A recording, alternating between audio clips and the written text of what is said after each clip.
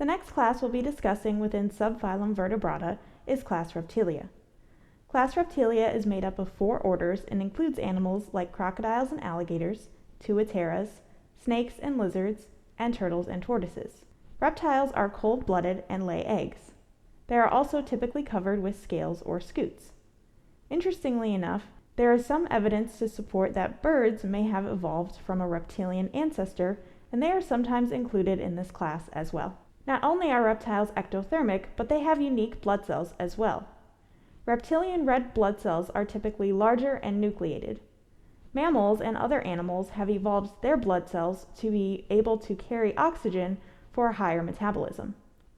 Despite their thick, scaly skin, reptiles are quite sensitive to environmental changes due to their unique habitat requirements. In Florida, as temperatures increase, it becomes easier for exotic species to outcompete native species.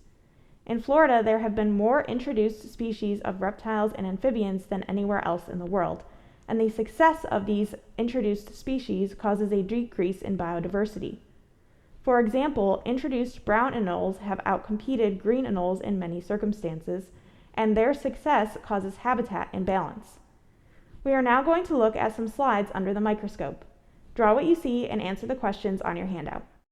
The first slide we're going to look at is a smear of reptilian blood. As I mentioned, reptilian blood cells are typically larger and nucleated. If you look at these blood cells, you should be able to see a darker spot in the middle of them, and that is the nucleus. Red blood cells that do not have a nucleus contain more oxygen-carrying hemoglobin. Remember, animals with a higher metabolism, like mammals, need to be able to carry a high amount of oxygen. Moving on to the snake skin, what you want to look for are the scales forming. While scales do offer reptiles some degree of protection, they do not offer universal, complete protection against their environment.